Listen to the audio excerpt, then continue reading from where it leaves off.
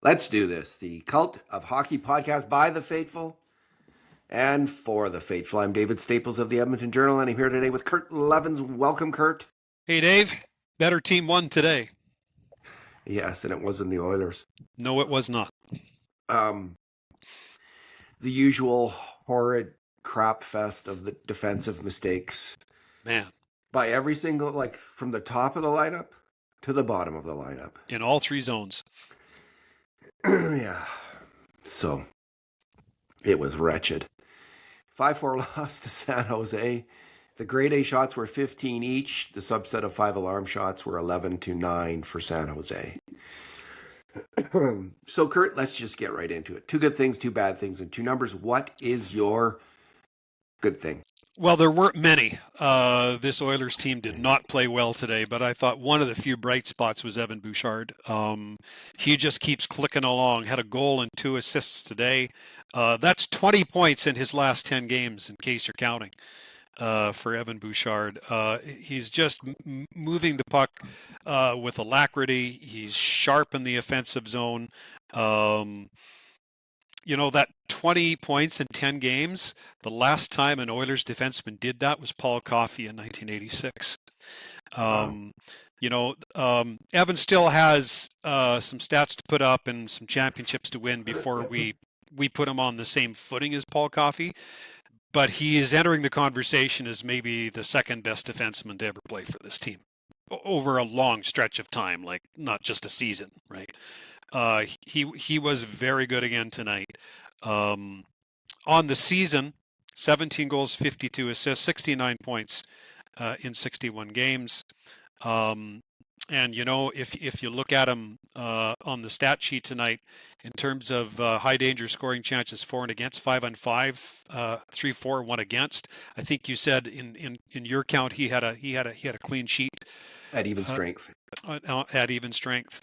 Yeah. And as of this moment, ninth in NHL scoring. Not good enough to be on Team Canada. When was the last time a defenseman was in the top 10? Probably Roman Josi. He had that 100-point year, didn't he? Yeah, I'm not sure who would have been the last one. I'm not sure either. Wow, he's such a great player. Yes. And there was his first shift. He blocked a pass in the slot, but it was his pass to McDavid breaking out. They got an early, really good chance early on when McDavid put it into Hyman there. But it was just Bouchard just slings it up, full flight to McDavid, gets him going. Man, that's a beautiful thing to see. Yep. He was the one guy who seemed to be on from the drop of the puck till the end of the game. Like, he had the final shot on net, right? So, yeah, were they ever we'll get into it. My good thing for the 3rd game in a row is Trent Frederick. So I'm going all in. He 3 games in a row is getting pretty good, and it wasn't quite as good as his previous games, the previous 2, but it was still pretty good. I particularly loved. There's a couple plays just where he finished his checks along the boards, and he hammered guys. He hit them to hurt them, and that's what the Oilers, I think, thought they wanted from Trent Frederick, and it's what they're getting from him. Those are just nasty hits that wear down the will of the other team.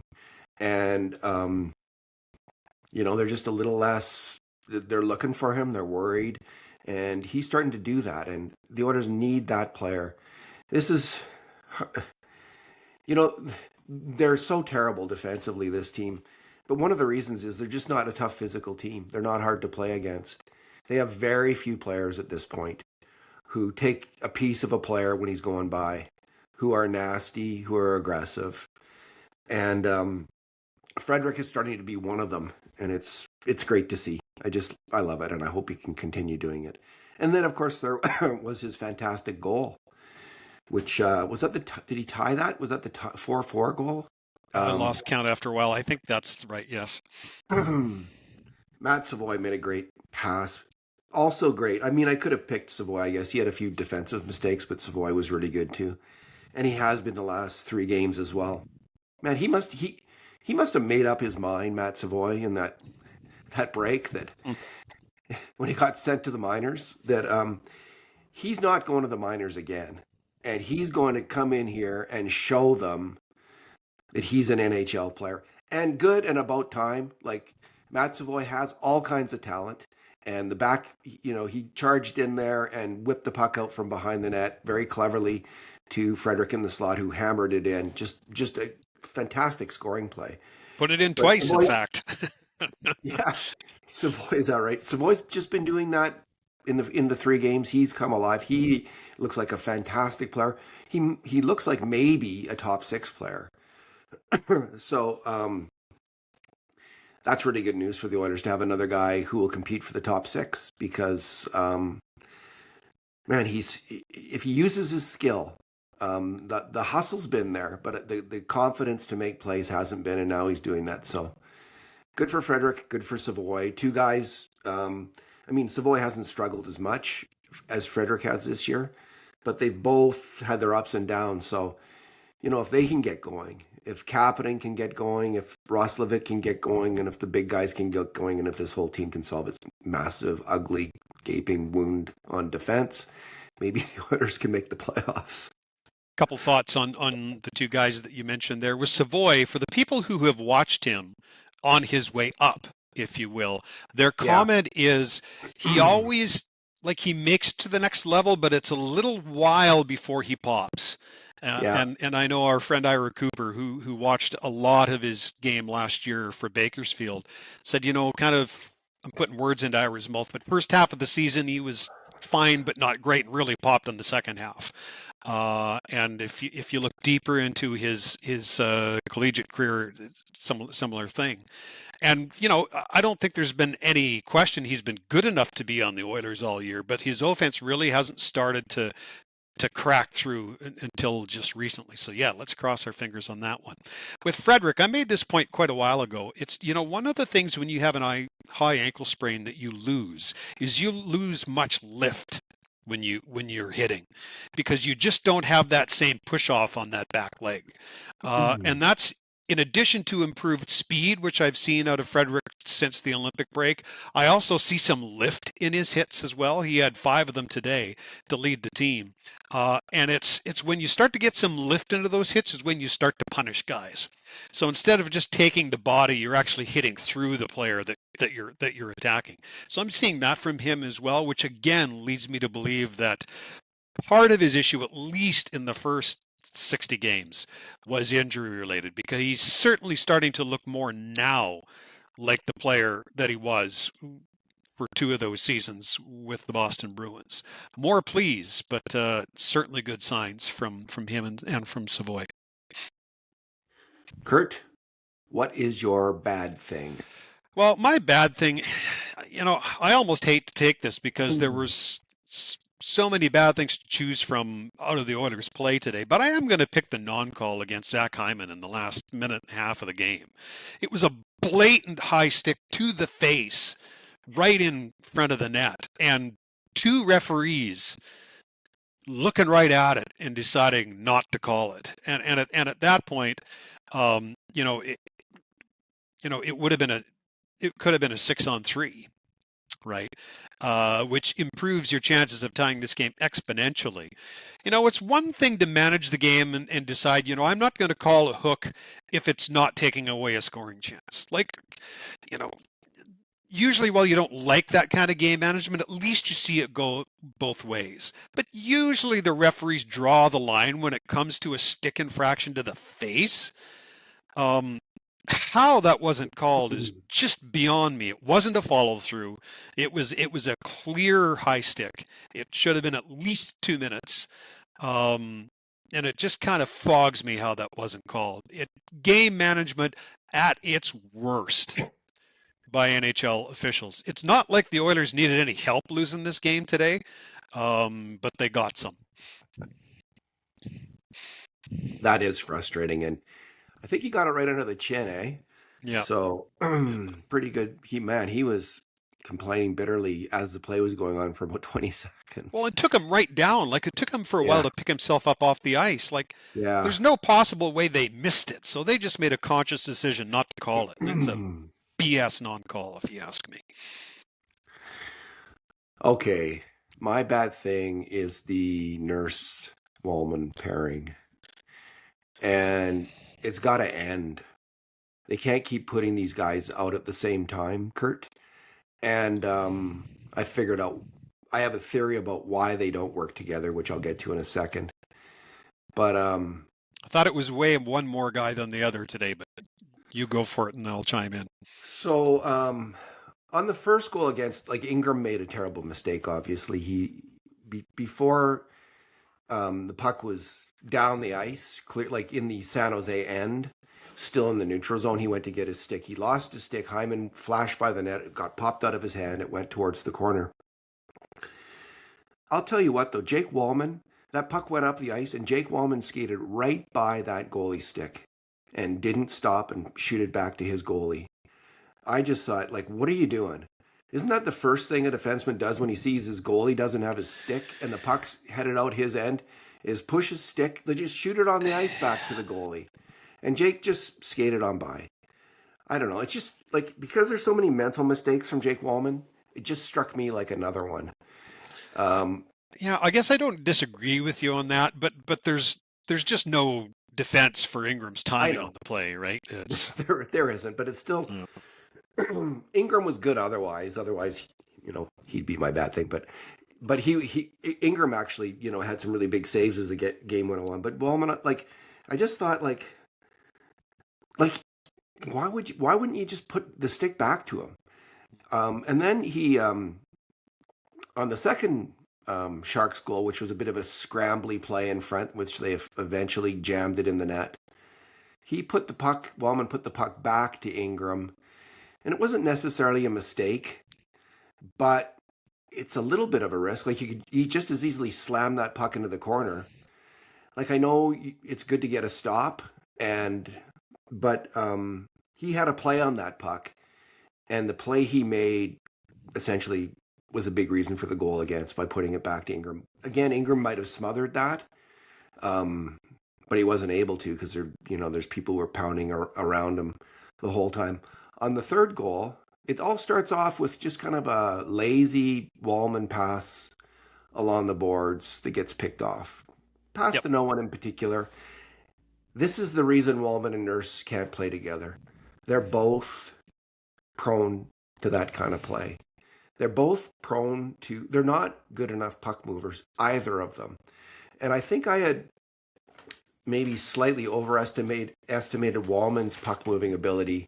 I think I'll take issue with that, but keep going, David. I don't think I agree with you there. In the playoffs, I thought he was a good puck mover, but I'm thinking, was that all, like, how much was that was Klingberg? How much of that was him relying on Klingberg to make plays? Because Klingberg's really good with the puck. And this year, now Wallman's been hurt, but he can't carry Nurse. Nurse is constantly making mistakes with the puck, throwing away the puck. In the playoffs last year, icing the puck. Like, his care with the puck is poor. But nor should anybody have to carry Darnell Nurse. No, nor should they. But Wallman, that's kind of the job, unfortunately, and that's why they're trying to get a puck moving defenseman, Kurt, I think. So Wallman is a good, like, I'm not saying he's a weak puck mover. Wallman's an okay puck mover, but he's not good enough to make up for Darnell Nurse, certainly not playing on his offside. That's what I'll say about him. I don't think he's a terrible puck mover. I mean, the turnover up the boards was not good at all. He makes some really good plays with the puck. So does Darnell Nurse, though, actually. Darnell Nurse can make really great passes with the puck, too. But they don't seem to find, like, in tight spaces, neither of them finds time and space with the puck right now, at least right now, to evade a forechecker, control the puck, make a good play. Neither of them do that. Go ahead, Kurt. If you before I get to Nurse, you can go in on Wallman if you'd like. I think the specific points and examples that you're using and making are fair enough. But I think bigger picture, if you look back over Jake Wallman's career, he's a he's a well above average puck mover, and Darnell Nurse I think is a below average puck mover. Darnell Nurse is a good transporter of the puck when he's on his game, but I disagree pretty strongly with Nurse's ability to pass the puck. He's got to lead this team in the last 5 years over missed passes that turn into icings. Um, so yeah, as I say, I think I agree with some specific points, but big picture, I think Wallman with anybody else is a perfectly fine puck mover, and I just don't think Darnell Nurse is. You could be right about that with Wallman. Nurse, he gets caught up ice early on, and there's a flurry around the Edmonton net. He's kind of standing around in the mass of the second goal, the Sharks goal again, not taking anybody. He's on the third goal. He's totally screening Ingram, like total eclipse of the sun screen on Connor Ingram. He's battling someone, but he's also screening his goalie, and it's one of the things an NHL defenseman has to be aware of. He gets caught out of position as Sherwood breaks in late in the second. Then he makes a terrible turnover, reminiscent of the one he made against, I think it was the Ducks, and who's in on a dangerous rush, Macklin Celebrini. And I think it was Wallman's. A minute later, Tyler Toffoli went in for a big chance. I think that was actually on Wallman, his line. It was him and Podkolzin and Draisaitl who made the bad line change there. But this pairing, it's not close to working.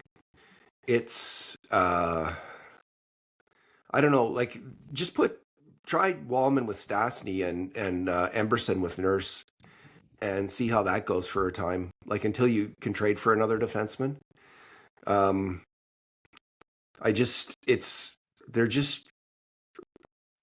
the main culprits in the defensive woes of the Edmonton Oilers right now. And it's really hurting the team. Here's a perspective on Darnell Nurse. And I bet you when he started his career, we never dreamt the day would come when we would say this. On this road trip in 3 games, with a lot of ice time, Darnell Nurse has 1 hit. Wow. 1 hit in 3 games against Pacific Division rivals. And he's supposedly your most physical defenseman. 1 hit. That is a very good stat, Kurt. Oh, jeez, that's painful. The truth hurts. Alrighty. Numbers? Are we at the numbers part? Yeah, I guess so. Go ahead. 36. It had been 36 games since Tread Frederick had scored a goal in the National Hockey League. November 20th was his last one. 36 games. Long drought over. What do you think, Kurt? Do you think it's for real? I'm a little hesitant to answer in the positive because we've had this conversation before. Well, kind of. Not. I don't think where both of us. Okay, but go ahead. Well, this is certainly his best 3-game stretch of the season. Like, there's no question about that, right? So whether it's for real or not, I guess we'll see. But it's certainly the most extended period of good play that we've seen from him since he's been an Oiler. It is. Reason to hope. I don't know if it's been updated tonight, the natural stat trick on Nurse and Wallman or not. Yes, it has been. I can tell you it is. I think it was 3 and 6 for Nurse, and Wallman 2 and 6 for Wallman. They were even on the night.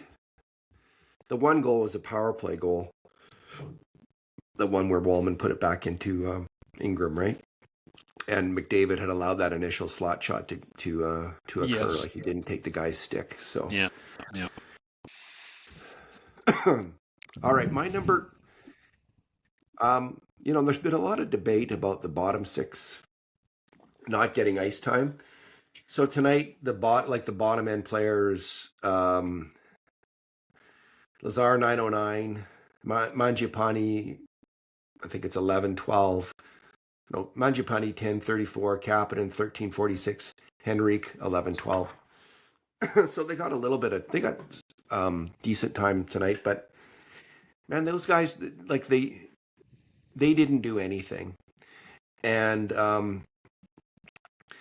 the bottom six this year, and this is for the first 58 games. I haven't run the numbers for including the last three, but this is the goal differential for the bottom six this year. For the first 58 games, the pre-Olympic time was goals for 130, goals against 198.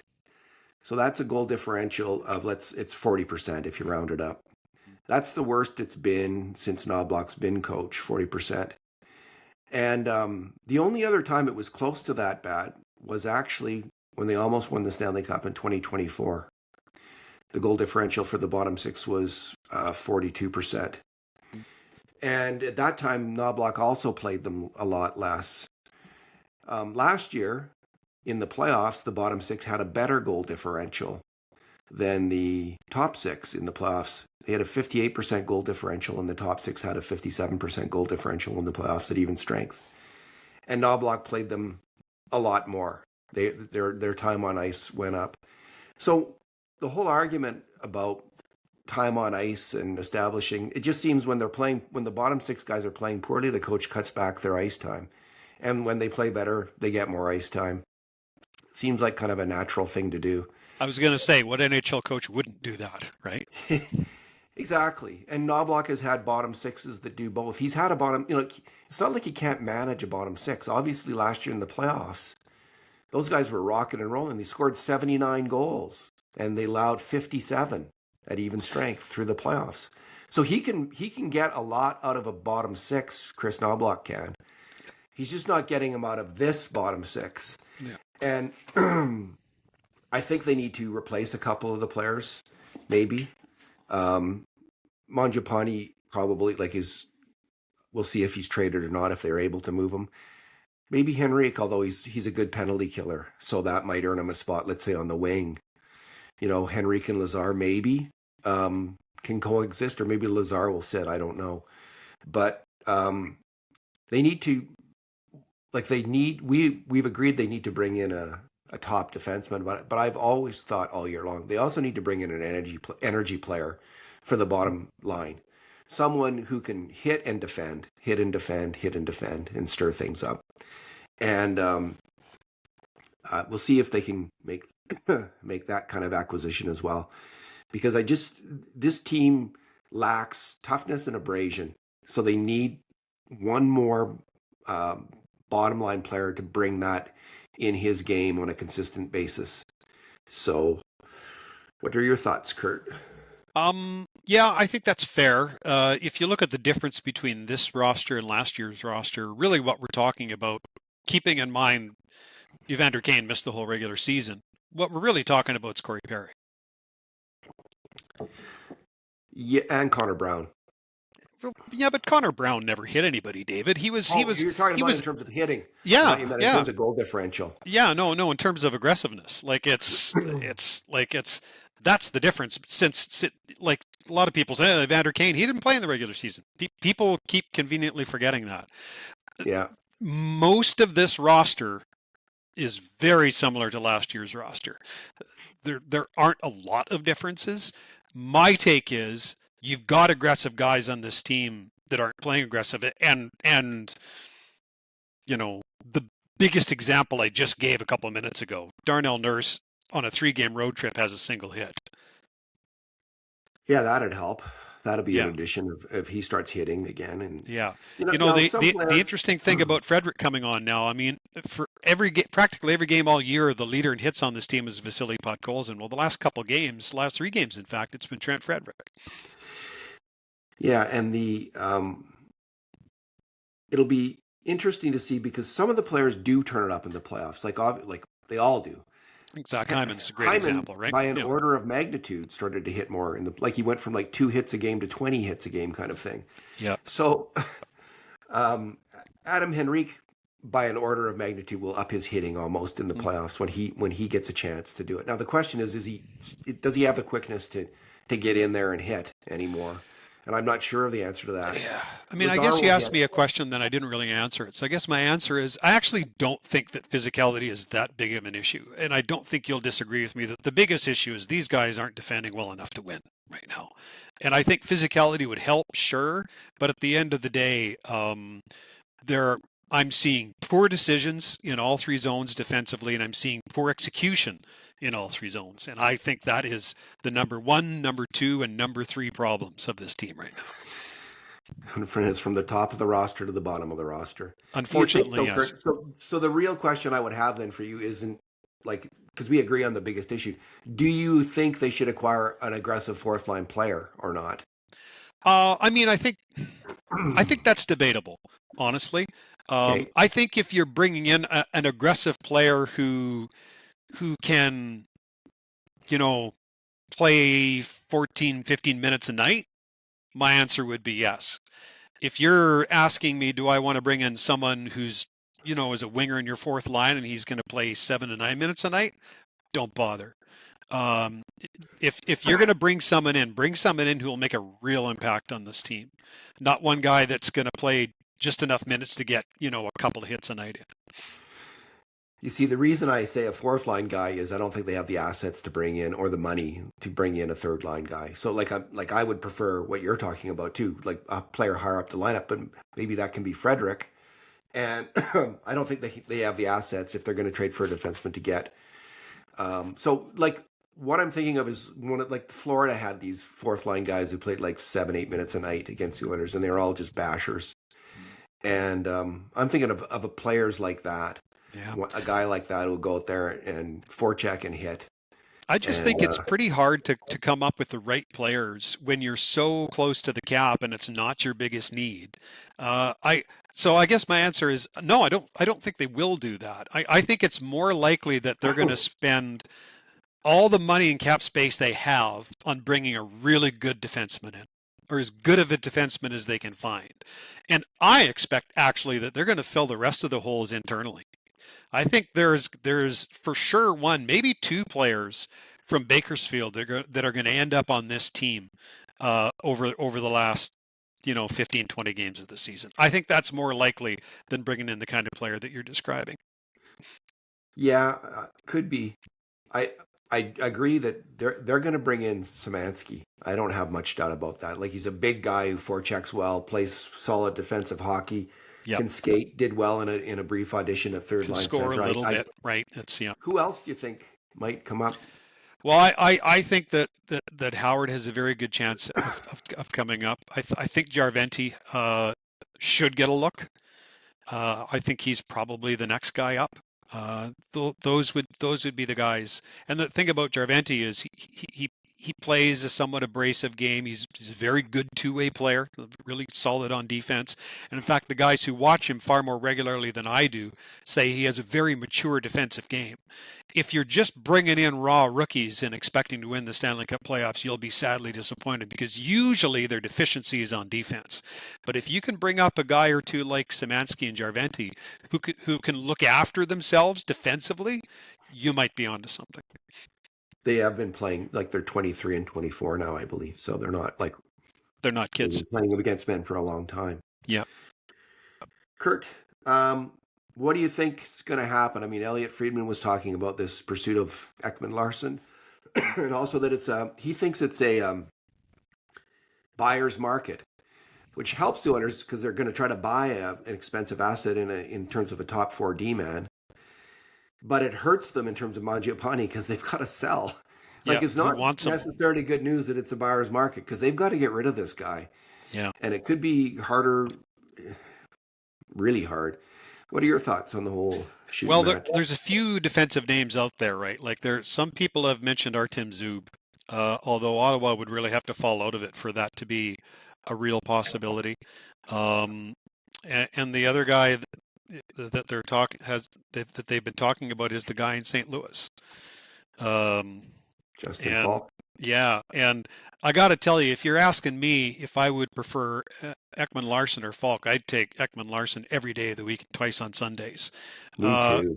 can Me can too. Justin Falk still move the puck and be effective offensively? Absolutely, he can. Um, um, but I've watched him a fair little bit, and he's leaky defensively. And after watching these last two of these last three games, does anybody really think that Justin Falk is the cure for what ails this team? Whereas Ekman Larson is a capable two-way player, a former top pairing defenseman who on a good night can really still play a solid 20 minutes for you. If you're asking me which of the guys I would chase, he's the one. Um, and given that you're in the McDavid window in particular, I think you bring in the best player you can. And I don't see a better defenseman that's available right now than him. It's good to have options, of course, Sure. but I agree with you on Falk. He's kind of like he's a very similar player, I think, to Jake Wallman. Like he's a heavy shot, above average NHL passer, Yeah. Older and but slower. yeah, but he's older. He's like 34 in Yeah. March. And slower. So it's Jake Wallman 5 years from now.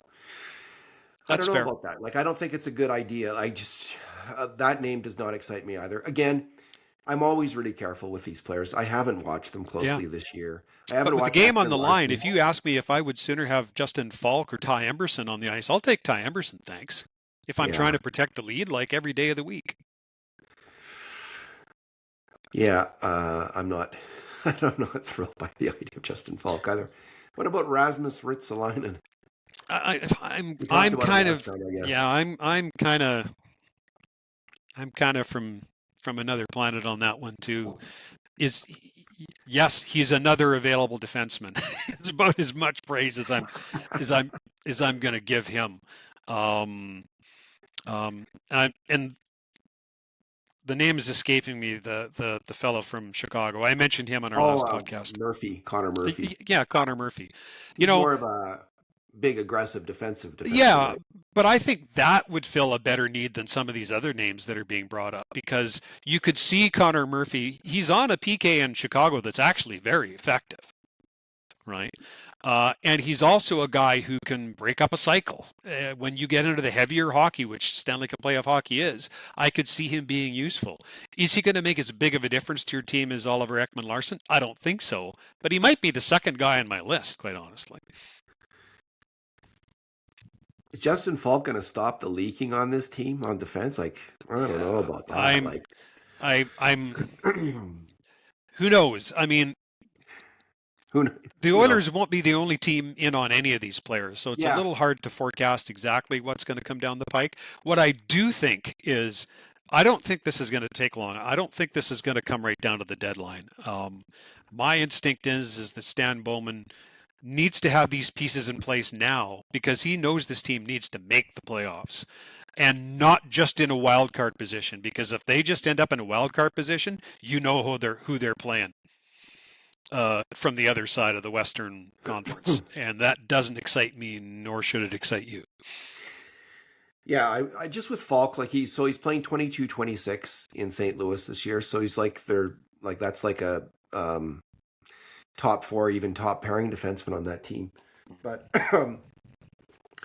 and he is a good offensive player. But again, I haven't done the work on any of these players Yeah, personally to have like what I would say a credible judgment on them this year. Just I've going on watched what him. I've seen He's an over adventure. time. Yeah, okay. That's my memory too, but I don't know. He's an adventure.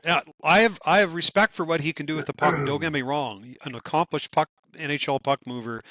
Um, if you needed someone for your second unit power play, um, he'd be a good candidate. But he's not going to supplant Evan Bouchard on your first power play.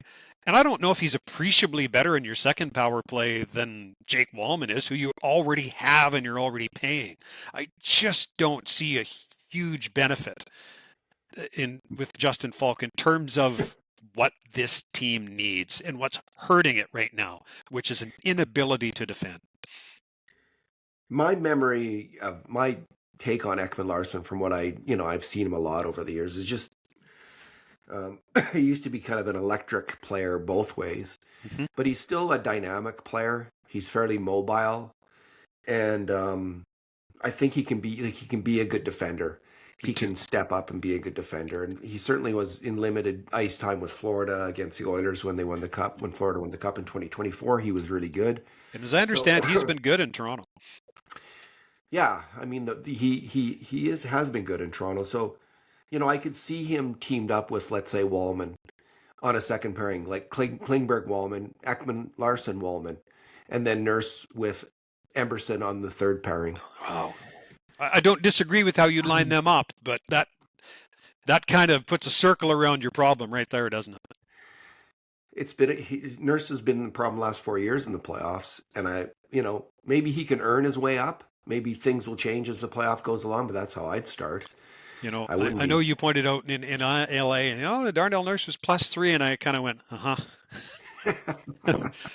And this game was not quite as glaringly bad as the Anaheim game was for Darnell Nurse, but some difference wasn't much different, really.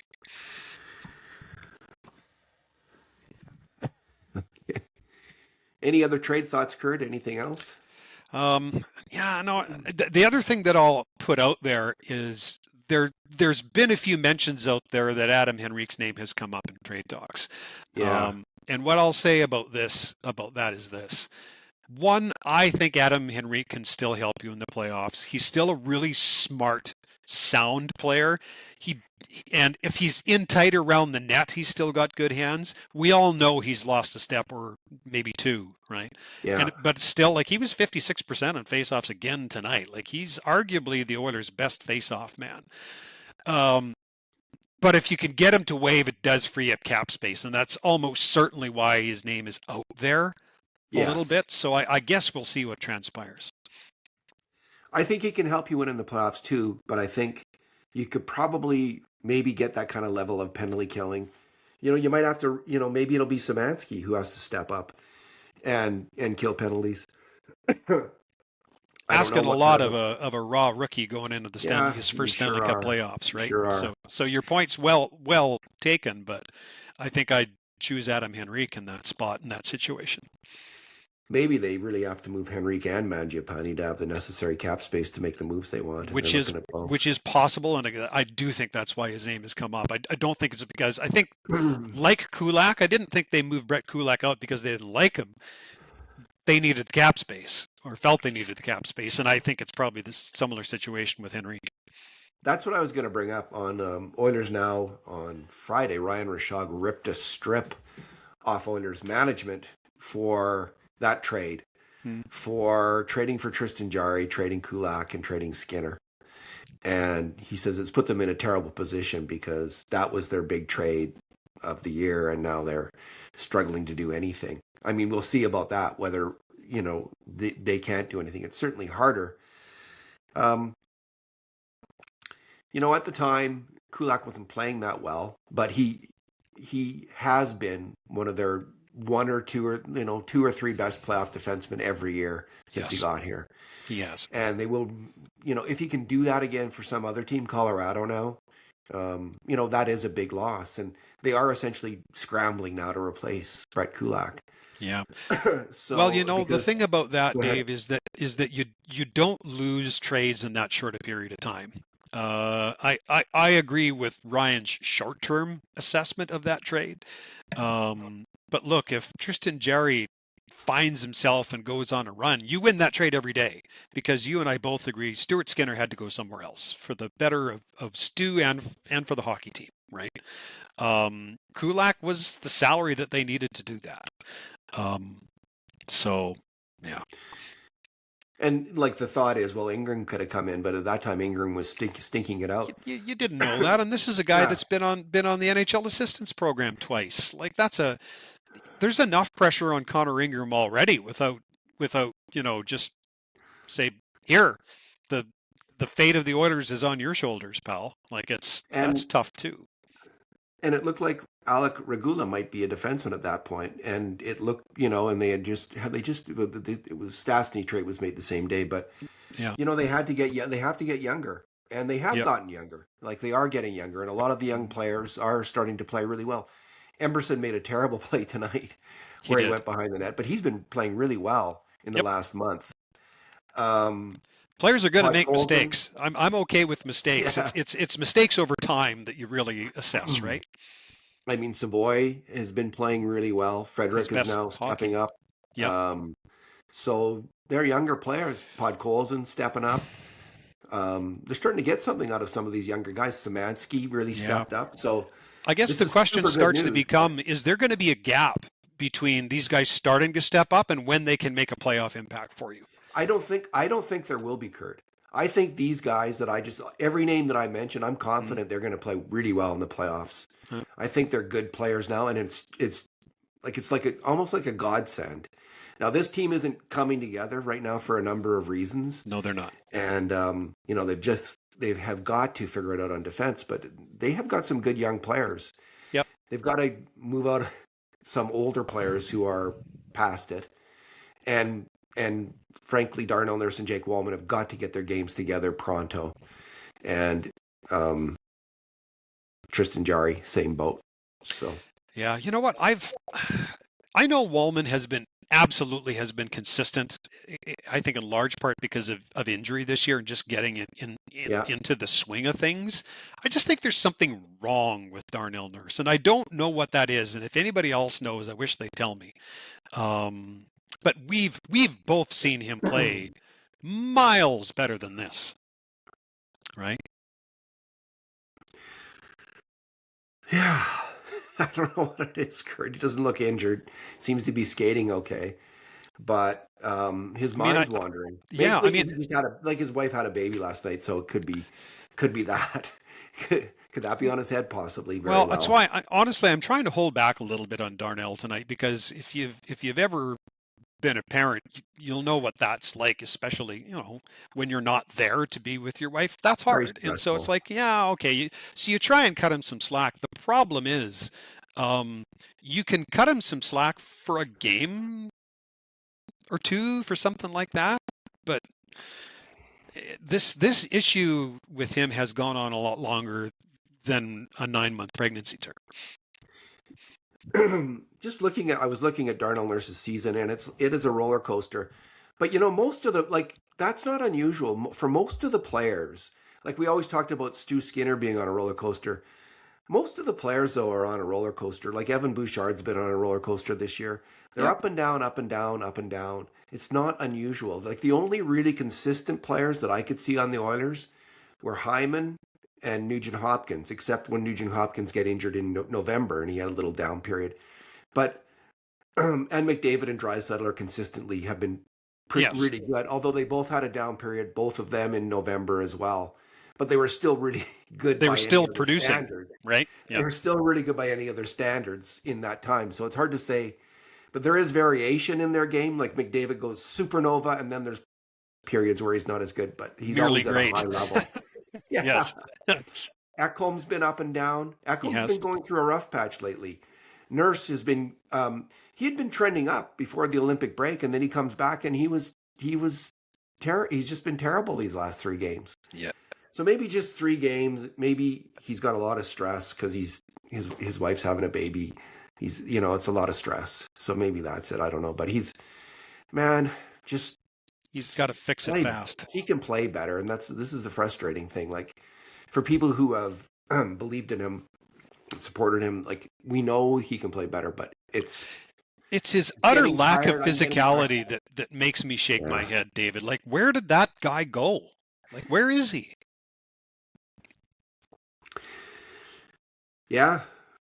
I remember Bruce saying Nurse got injured late in the season, I think about 2 or 3 years ago, and Bruce felt Nurse had never been the same after that. He also took that penalty and got that suspension in the playoffs. Remember that? And I wonder if that affected him when I say mentally, I don't mean in an illness. You mean in a sports psychology Yeah, it sense? just got into his head is really what I'm trying to say, and Yeah. trying to look for the right words to say it. But sometimes a huge penalty like that in a pressure cooker like the Stanley Cup playoffs that's not an insignificant thing to deal with in your head, right? So I don't know. I've always thought Kevin Lowe would be a good coach for Darnell Nurse, in terms of like Paul Coffey's good for everybody, but Yeah. Kevin Lowe would be good for Darnell Nurse. Yeah, I 'Cause don't, that's I what he don't, should I model don't, his game after. I don't disagree with that. Mr. Lowe knew how to defend, man, and knew how to compete. Can't remember. Oh, I think it was McTavish saying this. How Lowe just hated it. He just hated himself, the world, and everything else. If a forward got in behind him Hmm. and broke in for a shot, he just hated it. And I believe that. Like, Me too. I believe that to be true. And that's what Nurse has got to get, that hatred, absolute hatred of being beat on defense. Yeah, Make there's that no your hate number in one his game priority right on the now. ice.